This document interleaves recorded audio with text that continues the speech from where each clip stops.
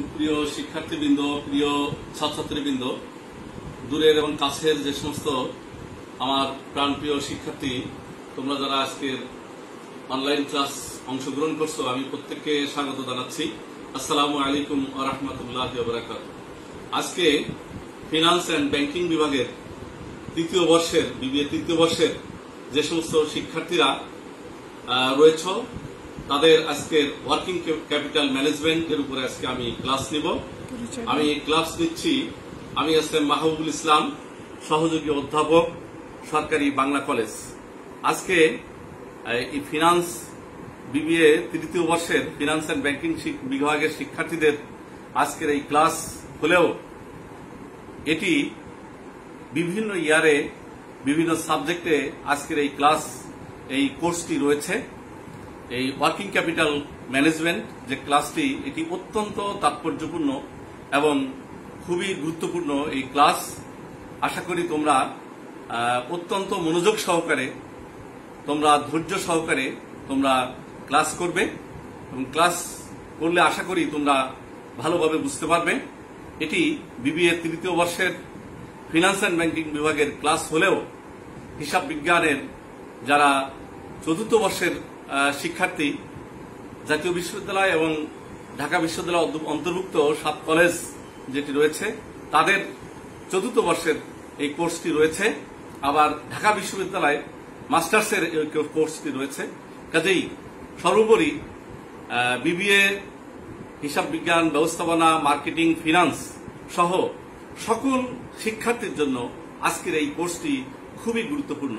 এ কারণে আমি আমার প্রিয় শিক্ষার্থী, তোমরা যারা বিভিন্ন বর্ষে রয়েছ, যারা এমনকি প্রফেশনাল যে সমস্ত শিক্ষার্থী সিএ এবং আইসিএম এর যারা রয়েছ, তাদেরও এটি উপকার হবে। কারণ এই ওয়ার্কিং ক্যাপিটাল ম্যানেজমেন্ট এই চ্যাপ্টারটি এবং কোর্সটি, এটি শিক্ষার্থীদের, বিশেষ করে কমার্সের স্টুডেন্টদের জন্য অত্যন্ত তাৎপর্যপূর্ণ এবং গুরুত্বপূর্ণ। সঙ্গত কারণেই তোমাদের আজকের ক্লাস আমি অত্যন্ত যত্ন সহকারে নিব। তোমরা আশা করি তোমরা দূর দূরান্তে যেখানে যে অবস্থায় আছো, বিশেষ করে সারা বাংলাদেশে আমাদের যে সমস্ত শিক্ষার্থীরা ছড়িয়ে ছিটিয়ে রয়েছ, তোমরা সবাই আশা করি তোমরা বুঝতে পারবে এবং তোমাদের যদি ভালোভাবে বুঝতে পারো তখনই আমাদের সার্থকতা আসবে এবং বুঝলেই তোমরা এটি শেয়ার করবে, লাইক দিবে এবং কমেন্ট করবে, আমাদের সাথে থাকবে।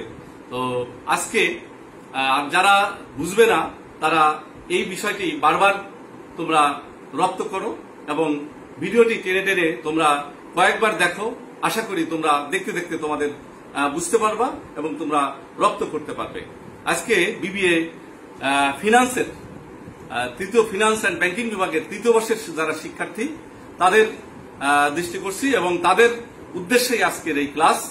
তো এখানে দেখো, আমরা বিবিএ তৃতীয় বর্ষ, BBA third year, department of finance and banking, সেই সমস্ত শিক্ষার্থী, তাদের উদ্দেশ্যে আজকের এই ক্লাস। কোর্সের নাম হলো ওয়ার্কিং ক্যাপিটাল ম্যানেজমেন্ট। ওয়ার্কিং মানে কার্যকরী বা চলতি, ক্যাপিটাল হলো মূলধন, আর ম্যানেজমেন্ট অর্থ ব্যবস্থাপনা। চলতি মূলধন ব্যবস্থাপনা বা কার্যকরী মূলধন ব্যবস্থাপনা, এটি এই কোর্সের নাম এটি। আর এটি আছে ঢাকা ইউনিভার্সিটি মাস্টার্সে, এমবিএ ফাইনাল ইয়ারে, ঢাকা ইউনিভার্সিটি এমবিএ অ্যাকাউন্টিং এ আছে এবং 7 কলেজের বিবিএ ফোর্থ ইয়ারের এটি কোর্স রয়েছে। আজকে যে বিষয়টি আলোচনা করব, আজকে যে টপিকটি আলোচনা করব, টপিকের উপরে আলোচনা করব, সেই টপিকটি হলো, টপিকের নাম চ্যাপ্টার 1 থার্ড ইয়ারের ফিনান্স ডিপার্টমেন্টের ইন্ট্রোডাকশন টু ওয়ার্কিং ক্যাপিটাল, অর্থাৎ ওয়ার্কিং ক্যাপিটালের ভূমিকা, চলতি মূলধন বা কার্যকরী মূলধনের ভূমিকা। তোমরা অত্যন্ত ভক্তি সহকারে, ধৈর্য সহকারে তোমরা আজকের ক্লাসটি করবে। আজকের এই ক্লাসটি যেটি আমরা এখানে আলোচনা করব, তোমরা দেখো যে ইন্ট্রোডাকশন টু ওয়ার্কিং ক্যাপিটাল অর্থাৎ কার্যকরী মূলধন।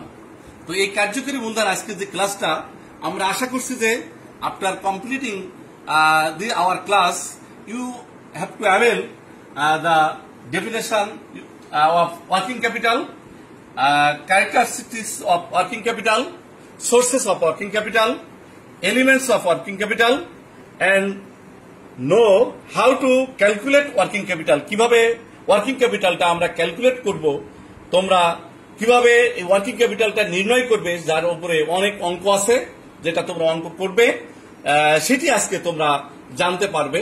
আজকে আমরা এই মেইন বিশেষ করে ইন্ট্রোডাকশন টু ওয়ার্কিং ক্যাপিটালের প্রধান যে টপিকগুলো আছে সেই টপিকগুলো আমরা বিস্তারিত আলোচনা করব। এটা যদি ভালোভাবে আলোচনা না করি, তোমরা যদি ভালোভাবে শিখতে না পারো, তাহলে কিন্তু তোমরা ক্ষতিগ্রস্ত হবে এবং পরবর্তীতে অঙ্ক তোমরা বুঝতে পারবে না। এ কারণে আমি আজকে তোমাদের পূর্বের যদি কোনো ধারণা থাকে সে ধারণাটি তোমরা এখন ভুলে যাও। নতুন করে আমি মনে করি যে একবারে জিরো থেকে, ইনিশিয়াল স্টেজ থেকে তোমরা আজকের ওয়ার্কিং ক্যাপিটাল টপিকটি এবং চ্যাপ্টারটি তোমরা যদি ভালোভাবে বুঝতে পারো, তাহলে দেখবা যে তোমাদের অনেক উপকার হবে। এবং বাস্তবে যারা বিভিন্ন আমাদের পুরাতন শিক্ষার্থী যারা রয়েছে বিভিন্ন প্রতিষ্ঠানে বা কমার্শিয়াল ইনস্টিটিউশনে, বিভিন্ন কোম্পানিতে যারা এক্সিকিউটিভ রয়েছে, তাদেরকে নীতি নির্ধারণের ক্ষেত্রে, সিদ্ধান্ত গ্রহণের ক্ষেত্রে তাদের আজকের এই ক্লাসটা অনেক ভূমিকা রাখবে। তো এখন আমি আলোচনা করছি ওয়ার্কিং ক্যাপিটালের যে ধারণাটি, ওয়ার্কিং ক্যাপিটাল জিনিসটা কি বা কার্যকরী মূলধন বলতে তোমরা বা আমরা কি বুঝি, সেই বিষয়টি তোমরা একটু বুঝার চেষ্টা করো। যে কোনো ব্যবসা প্রতিষ্ঠানে যে কোনো বিষয়ে ওয়ার্কিং ক্যাপিটালকে তোমার লাইফ ব্লাড হিসেবে চিহ্নিত করা হয়, চিত্রায়িত করা হয়। একটা মানব দেহের জন্য যেমন রক্তের প্রয়োজন, রক্ত ছাড়া যেমন মানব দেহ এক মুহূর্তেও চলতে পারে না, ঠিক তেমনি ভাবে ওয়ার্কিং ক্যাপিটাল বা কার্যকরী মূলধন, সেটা ছাড়া কোনো প্রতিষ্ঠান চলতে পারে না। যে কোনো প্রতিষ্ঠান, সেটা এক মালিকানা কারবার হোক না কেন, অংশীদারি কারবার হোক না কেন, কোম্পানি হোক না কেন, সব ধরনের প্রতিষ্ঠানের জন্য অর্থের প্রয়োজন বা এই কার্যকরী মূলধনের প্রয়োজন। তো কার্যকরী মূলধন এই সব ধরনের প্রতিষ্ঠানের মধ্যে আমরা জানি যে মূলধনটা টোটাল এর ফার্মের যে সমস্ত সম্পদ আছে, তোমরা জানো কমার্সের স্টুডেন্ট যারা রয়েছে, যত ধরনের সম্পদ আছে আমরা দুই ধরনের সম্পদ হিসেবে আমরা স্থায়িত্বের ভিত্তিতে আমরা যদি ধরি, তাহলে দুই ধরনের অর্থাৎ স্থায়ী সম্পত্তি এবং চলতি সম্পত্তি। স্থায়ী সম্পত্তি যেগুলো দীর্ঘমেয়াদী সুবিধা পাওয়া যায়, সেগুলোকে আমরা স্থায়ী সম্পত্তি ধরি, যেমন গাড়ি, বাড়ি, আসবাবপত্র, কলকব্জা, দালান কোঠা। This all are fixed assets, block asset are permanent assets. এবং যে সমস্ত সম্পত্তিগুলা চলতি বা দ্রুত নগদ টাকায় রূপান্তর করা যায়, সেই সমস্ত সম্পত্তিগুলোকে আমরা চলতি সম্পত্তি বলি। যেমন নগদ তহবিল, ব্যাংক জমা, অ্যাকাউন্টস রিসিভেবল, প্রাপ্য হিসাব, তারপর দেনাদার, তারপর আমরা inventories. This all are current assets. এই দুই ধরনের যে সম্পত্তি মিলে টোটাল সম্পত্তি। এই টোটাল সম্পত্তির বিপরীতে তোমরা জানো যে মূলধন থাকে, দায় থাকে। এই মূলধনটাকে দুই ভাগে ভাগ করা হয়েছে, স্থায়ী মূলধন এবং চলতি মূলধন। স্থায়ী মূলধন হলো যে সমস্ত মূলধনটা দীর্ঘ মেয়াদে বা দীর্ঘদিন ধরে আমরা যেগুলো সুবিধা বা লং টার্ম যেগুলো আমরা মালিক মূলধন যেগুলো সরবরাহ করে, সেগুলো আমরা স্থায়ী মূলধন আমরা বলি। এবং যারা যে সমস্ত মূলধন চলতি অর্থাৎ দৈনন্দিন কার্যক্রম পরিচালনার জন্য যে মূলধনটা আমরা সংগ্রহ করি, সেটি চলতি মূলধন। যাই হোক, আমাদের এই ওয়ার্কিং ক্যাপিটাল বা কার্যকরী মূলধন বলতে আমরা সাধারণত বা সহজ ভাষায় আমরা কি বুঝি, এটি আমরা প্রথমে আমি একটা আলোচনা করে তারপরে আমি এর ডিটেলস যাব।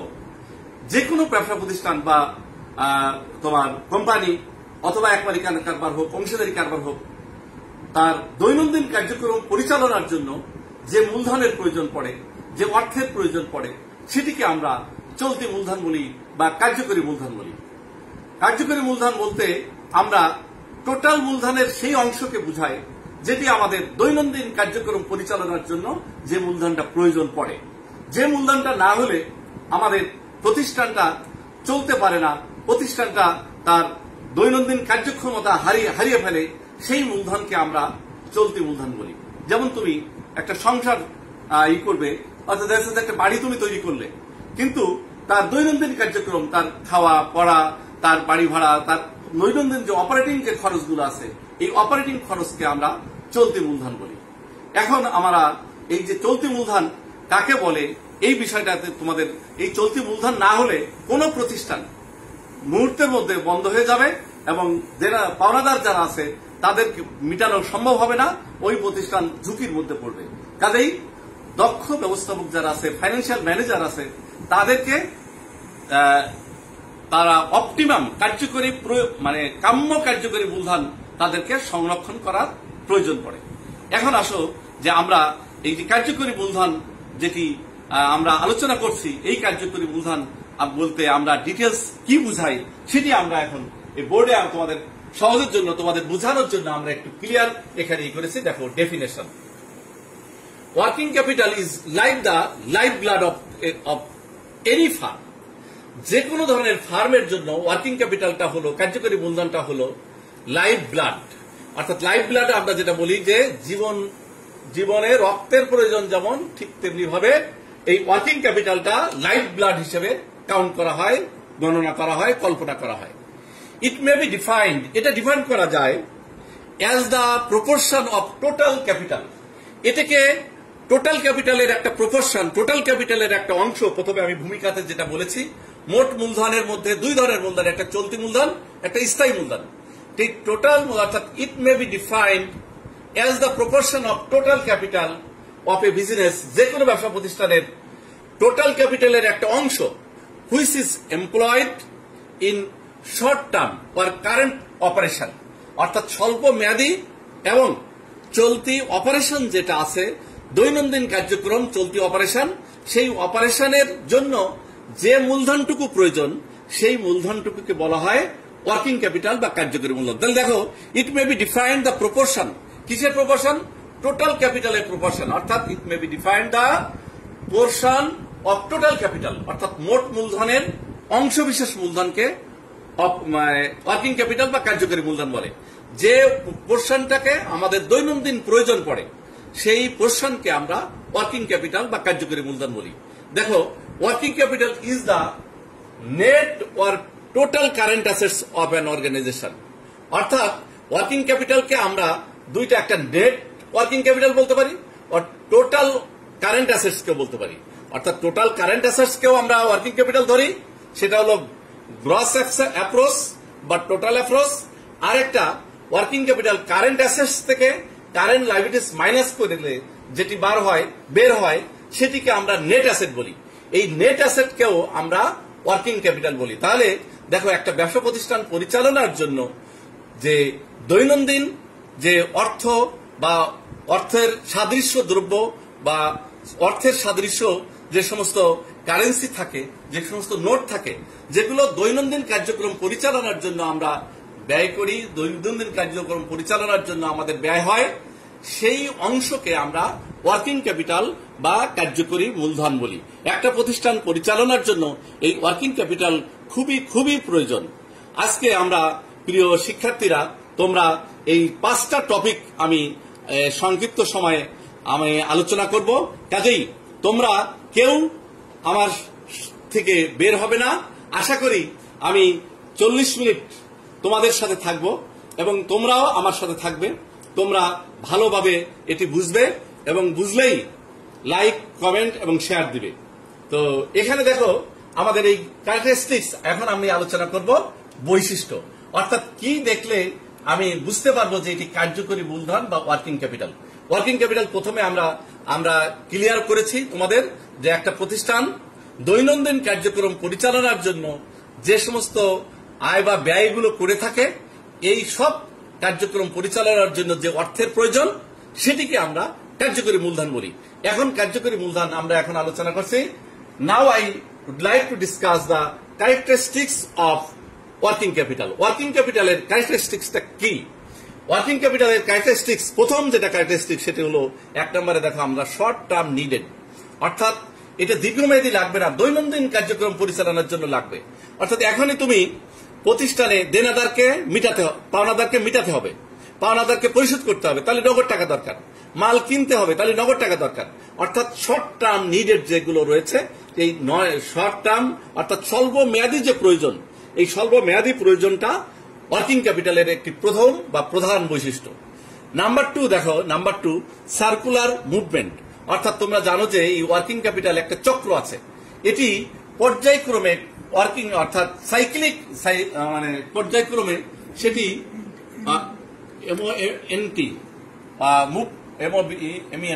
মুভমেন্ট অর্থাৎ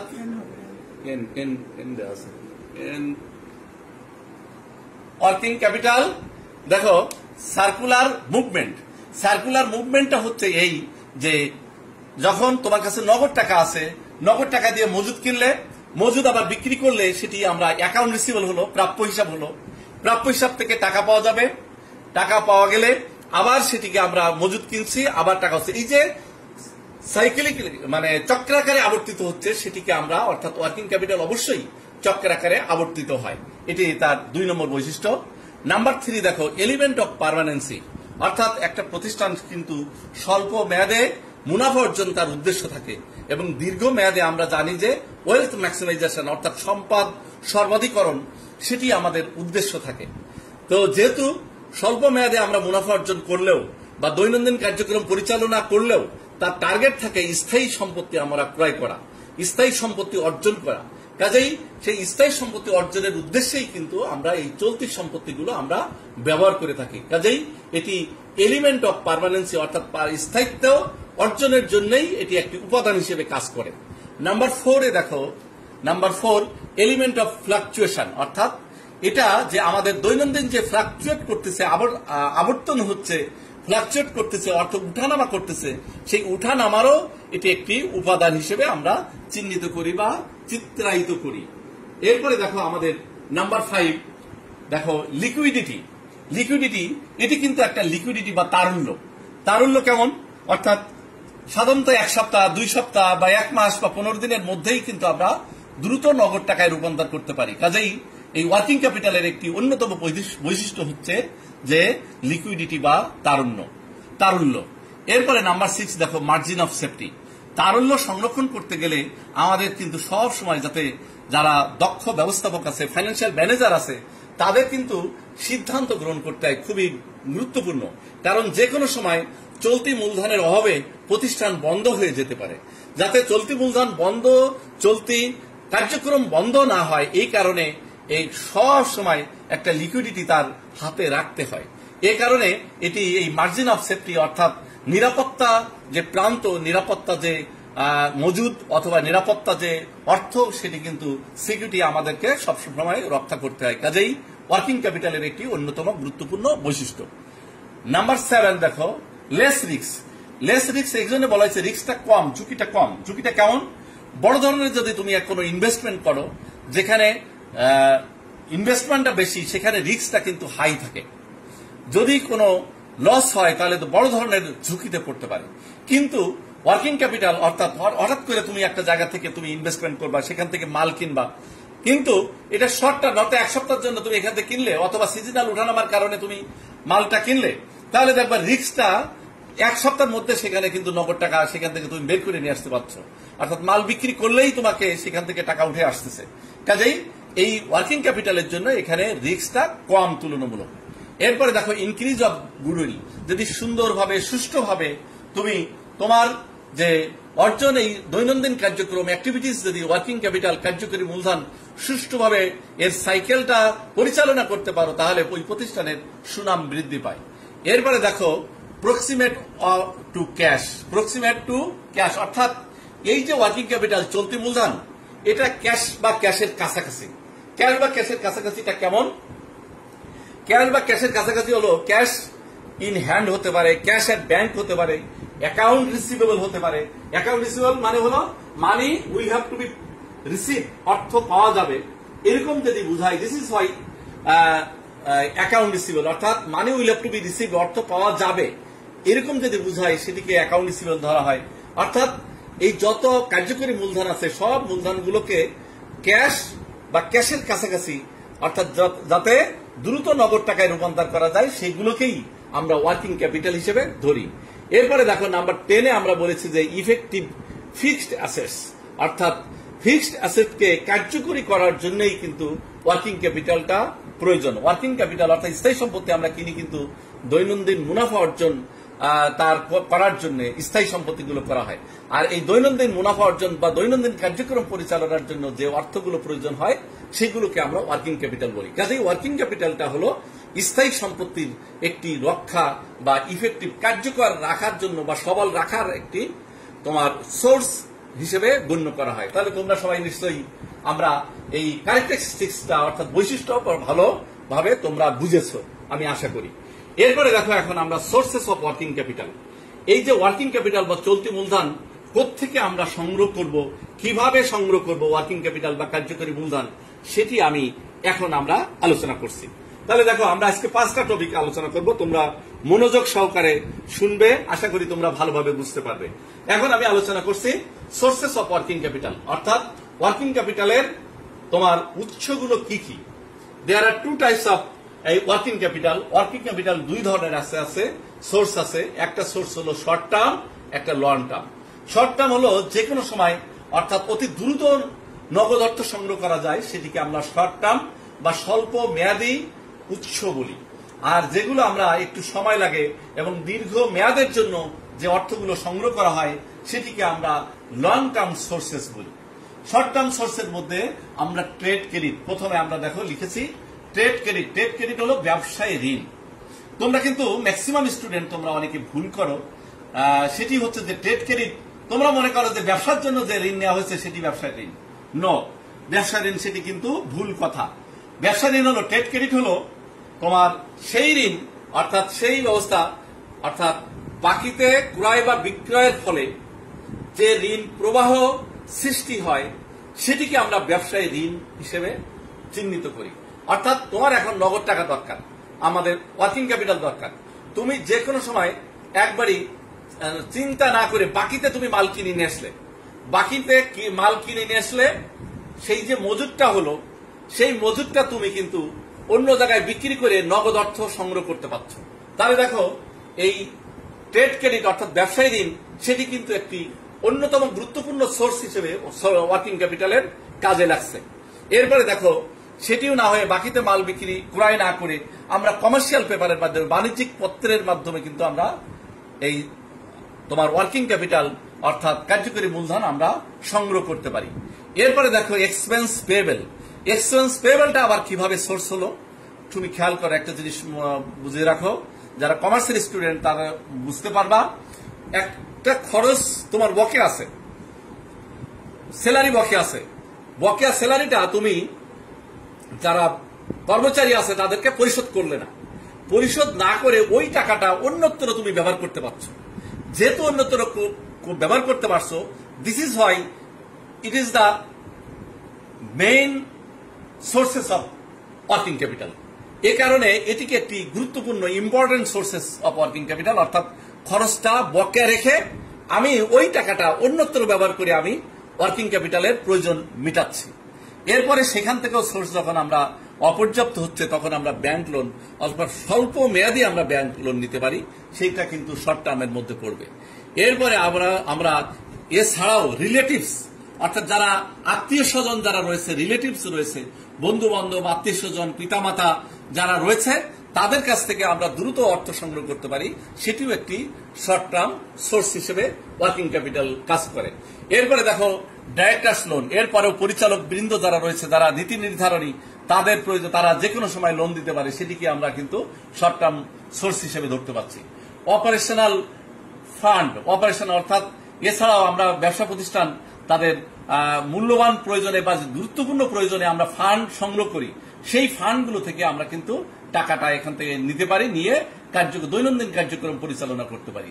সেল অফ অ্যাসেট, তারপরেও যখন আমরা ব্যবসা প্রতিষ্ঠানের প্রয়োজনে ওয়ার্কিং ক্যাপিটাল না প্রয়োজন পড়বে, তখন কিন্তু আমরা যেগুলো পুরনো অ্যাসেট আছে বা অন্যান্য অ্যাসেট আছে, স্থায়ী সম্পত্তি আছে, সেগুলো কিন্তু আমরা বিক্রি করে সেল অফ অ্যাসেটস, সেটি বিক্রি করে সেল অফ অ্যাসেটস এটা কারেন্ট অ্যাসেট হতে পারে, ফিক্সড অ্যাসেটস হতে পারে। কারেন্ট অ্যাসেট যেমন মনে করে আমরা অ্যাকাউন্ট রিসিভেবল হতে পারে, আমরা নোট হতে পারে, অন্যান্য যে সমস্ত বিষয়গুলো আছে অ্যাসেট আছে সেগুলো আমরা সেল করতে পারি।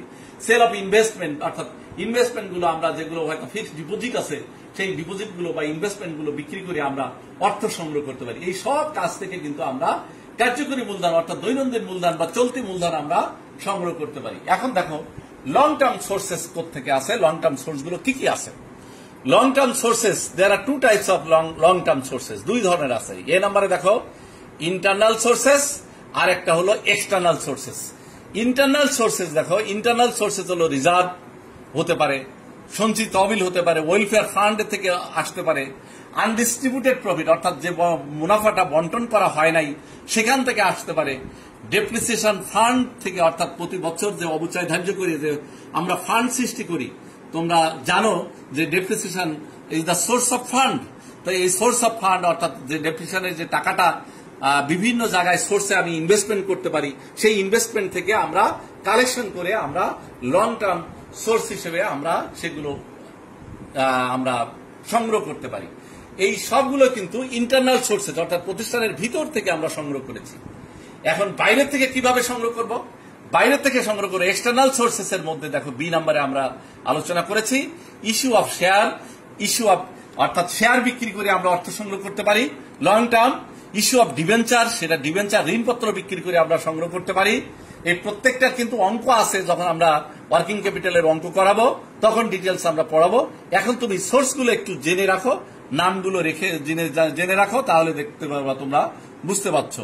এরপরে দেখো ইন্স্যুরেন্স কোম্পানিগুলা, ইন্স্যুরেন্স কোম্পানি যেগুলো ইন্স্যুরেন্স করা আছে সেখান থেকে আমরা সংগ্রহ করতে পারি। সেখান থেকেও যদি আমাদের না হয় তখন আমরা বড় ফ্রম কমার্শিয়াল ব্যাংক, বড় ফ্রম তোমার লেন্ডার, যারা লোন দেয় তাদের কাছ থেকে বড় করতে পারি।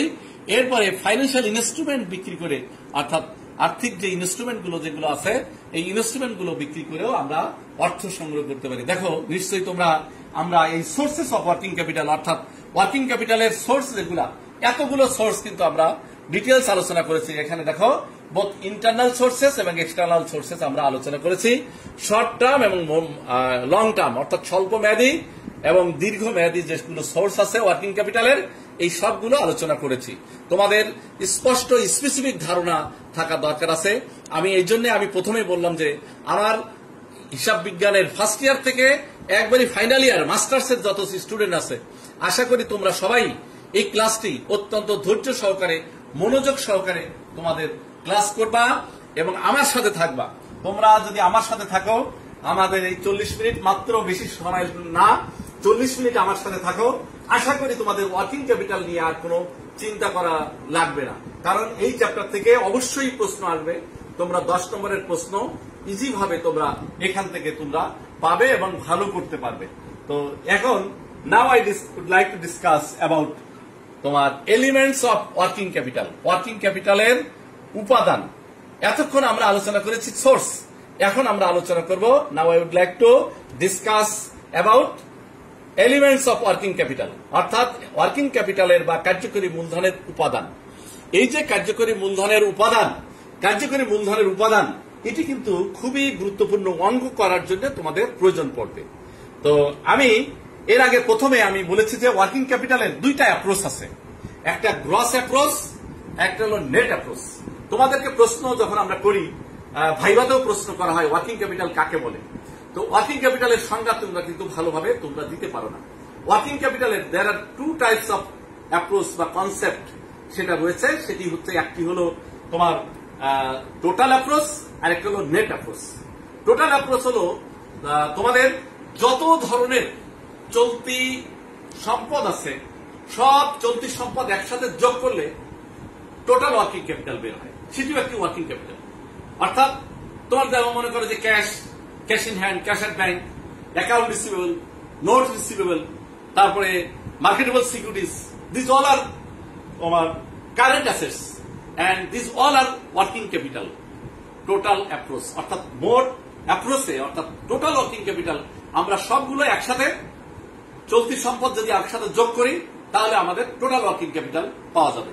তাহলে অঙ্ক করতে গেলে, যখন তুমি অঙ্ক করবা, এই অঙ্ক করতে গেলে কিন্তু তোমাদের টোটাল ওয়ার্কিং ক্যাপিটাল সেটা প্রয়োজন পড়বে। এই টোটাল ওয়ার্কিং ক্যাপিটাল প্রয়োজন ক্যালকুলেশন করতে যদি না পারো তাহলে কিন্তু তুমি নেট ওয়ার্কিং ক্যাপিটালটা পারবে না। নেট ওয়ার্কিং ক্যাপিটালটা না পারলে তুমি ওয়ার্কিং ক্যাপিটালের উপরে যে অঙ্কগুলো আছে সেটি পারবে না, ওয়ার্কিং ক্যাপিটাল রেশিও পারবে না, তুমি লিকুইডিটি রেশিও তুমি তৈরি করতে পারবে না। কাজেই you have to know the total working capital and net working capital.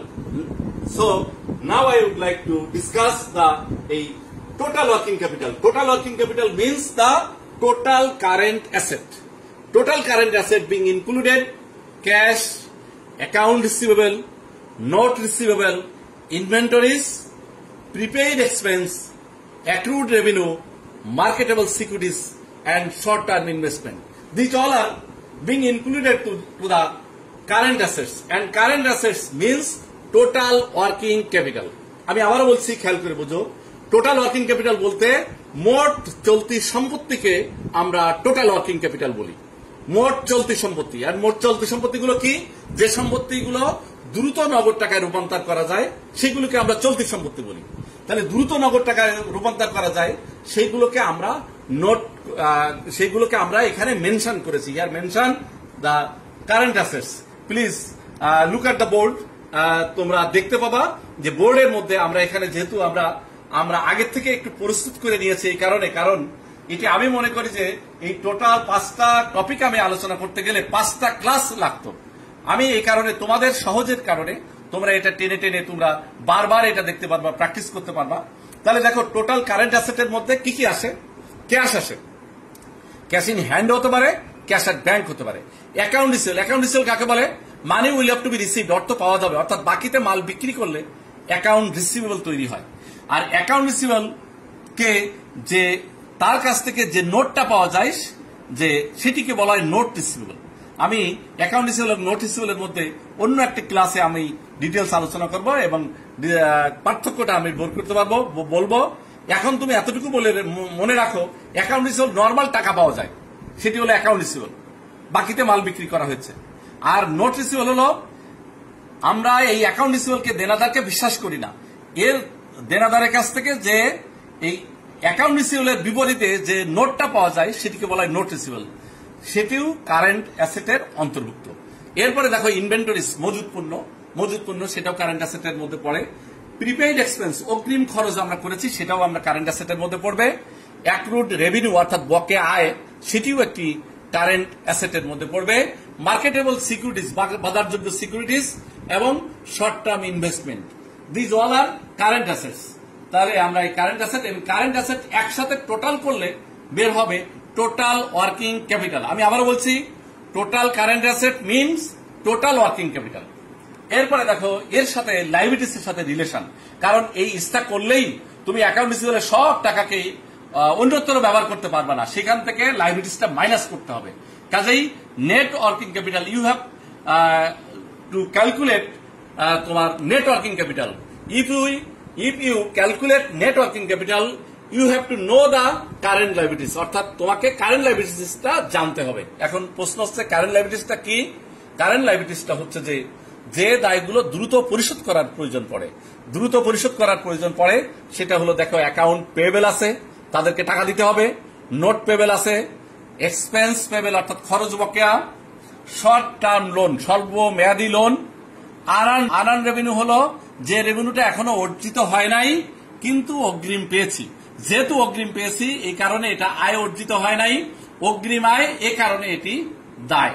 কাজেই এই টোটাল লাইবিলিটিস আমরা একসাথে যোগ করে টোটাল কারেন্ট অ্যাসেটকে টোটাল কারেন্ট অ্যাসেটস থেকে টোটাল কারেন্ট লাইবিলিটিসটা মাইনাস করলে বের হবে নেট ওয়ার্কিং ক্যাপিটাল। তাহলে তোমরা নিশ্চয়ই ওয়ার্কিং ক্যাপিটালের এলিমেন্টসটা বুঝলে।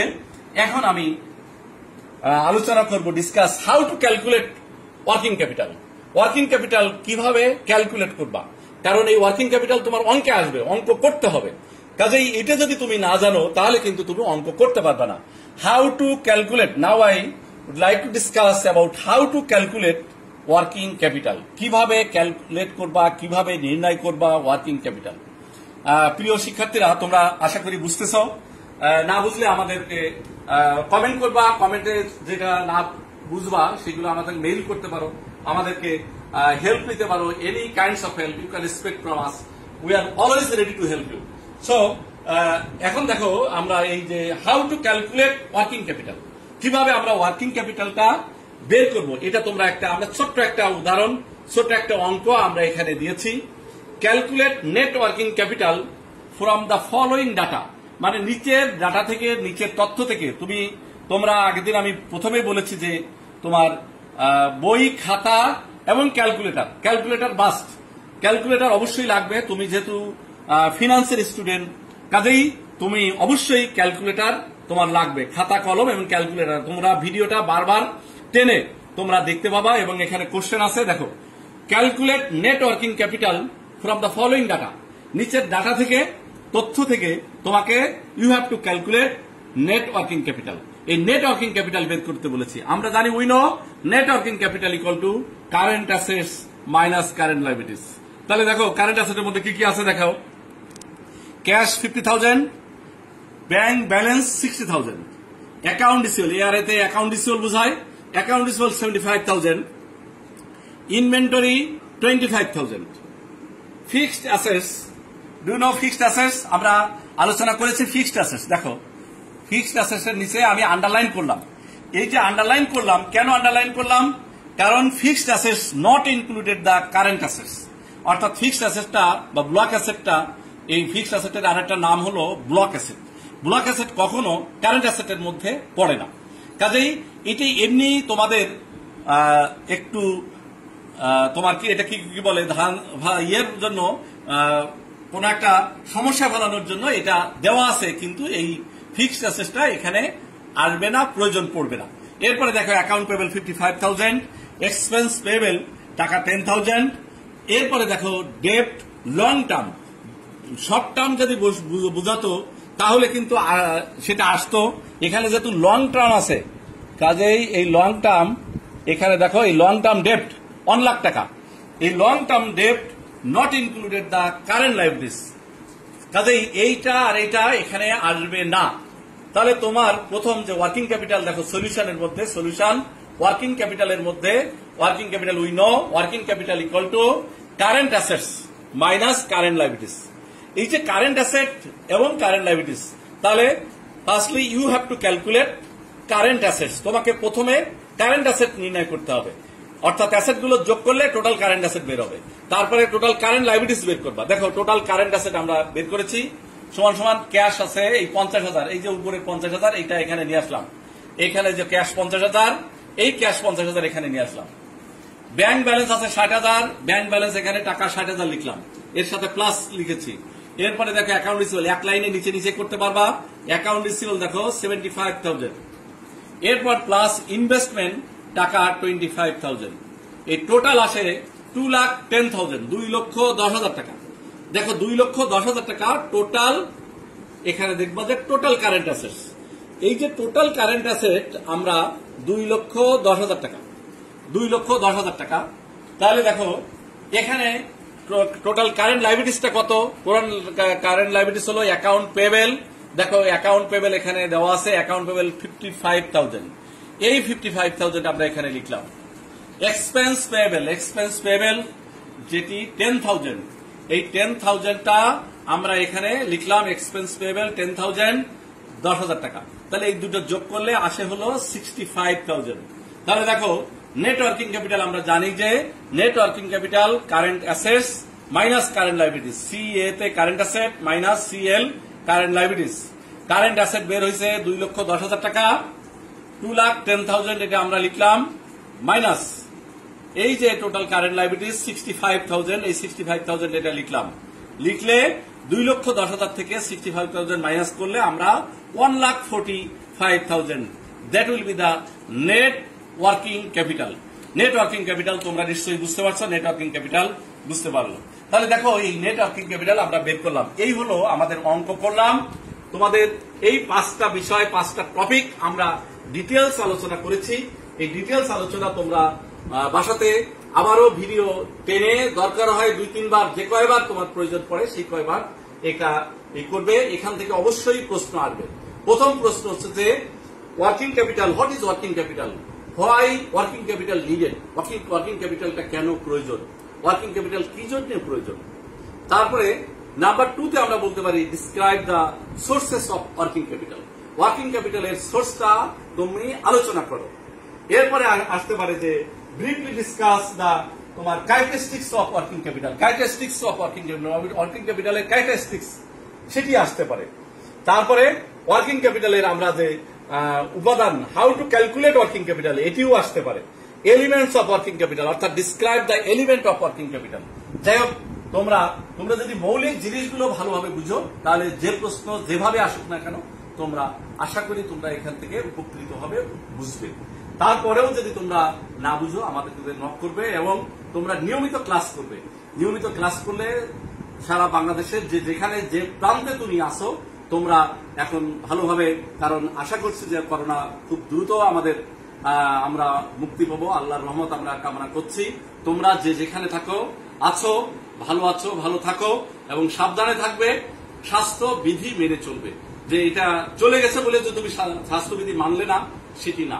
আমি আবারও তোমাদের কাছে অনুরোধ করছি, আমার প্রিয় শিক্ষার্থী, ফিনান্স অ্যান্ড ব্যাংকিং বিভাগের শিক্ষার্থী, অ্যাকাউন্টিং এর বিভাগের শিক্ষার্থী, এবং তোমাদের সৌজন্যে পরোক্ষভাবে সারা বাংলাদেশের আমার সকল বিবিএ এমবিএ এর সকল শিক্ষার্থীর আমি অনুরোধ করব যে তোমরা ভালো থাকো, সুস্থ থাকো, সুন্দর থাকো।